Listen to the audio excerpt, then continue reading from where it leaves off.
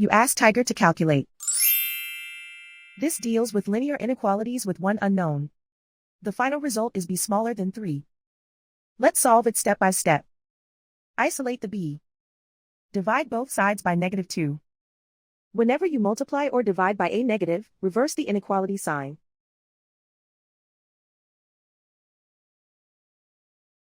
Cancel out the negatives.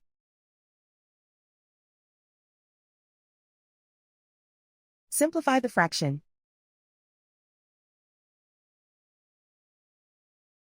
Cancel out the negatives.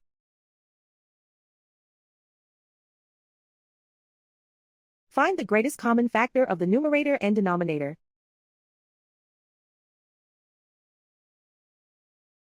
Factor out and cancel the greatest common factor.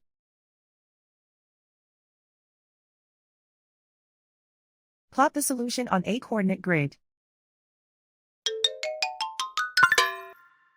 And so the final result is b smaller than 3.